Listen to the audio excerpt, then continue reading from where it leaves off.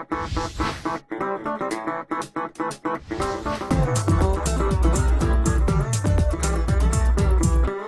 I'm Julie Howarth, Homeownership Coordinator for the UNHS NeighborWorks Homeownership Center.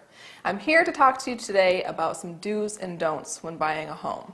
So you've already crunched the numbers, you've saved the money, and now you're starting to shop for the home.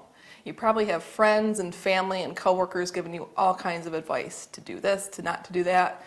It's great advice, it's well intended, but sometimes it misses the mark. So I'm here to clear up some myths and to give you the real scoop on buying a home. Number one, don't get emotionally invested in a house. Remember, you're buying the structure, not the stuff inside it. A lot of times sellers will stage their homes to look more warm and inviting, but remember to look past all of those things. Remember to ask the seller any questions, and that you can ask through your real estate agent. The seller doesn't necessarily have to volunteer information to you, especially if it's negative information, but if you ask, they have an obligation to disclose. Number two, do work with a real estate agent. A real estate agent can give you a leg up on the competition by showing you homes that come on the market immediately. The internet is great, it's a wealth of information with virtual tours and photographs, but that doesn't always do the home justice. So if you do enlist a real estate agent to help you, work with them just like they're going to work with you. You need to work just as hard. Number three, don't get talked into buying too much house for you. When you get pre-qualified from a lender, they're going to look at your gross income and your minimum debt payments. So you may be paying more on those debts than what's listed on your credit report. And of course, your gross income, once you take away health insurance and contributions for retirement and your savings accounts, your net income may be completely different. So you want to have a realistic budget. And most homeowners start off on the more conservative side because they know that they don't want to get into a payment that they can't afford. Also remember that in the first year of homeownership, most homeowners spend $2,000 plus on housing costs, repairs, and home-related goods. And remember, that's not just in the first year. That's going to be an ongoing cost. 30% of all consumer spending is in the household goods category.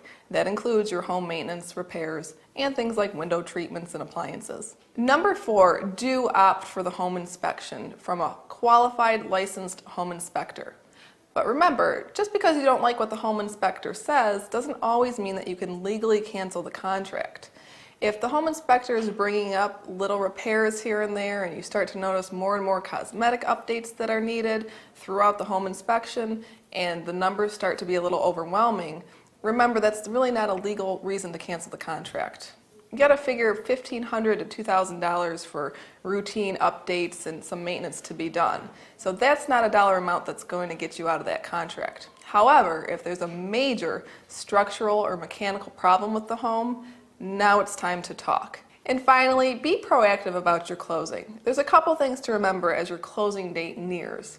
The first is that you have 24 hours before the date that you close to view your HUD-1 settlement statement. And it should be similar to the good faith estimate that you got in the very beginning of your loan application process. So you want to compare the two documents. The other thing to remember as your closing date nears is that you get a final walkthrough of the property.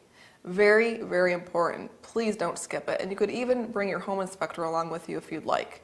The important thing about the walkthrough is that the house should be in the same condition when you're closing as it was when you viewed the property to put the purchase offer in. So remember, buying a home can be a really exciting prospect, but it can also be a little overwhelming, especially if you're flooded with a sea of advice. Some of it may be true and some of it may not be so accurate. So I've given you my top 5 do's and don'ts. But remember, don't be afraid to come to our homebuyer education class, even if you're at this stage in the game. It's never too late to learn, and we talk about all this and more if you call the Homeownership Center at 724-4197.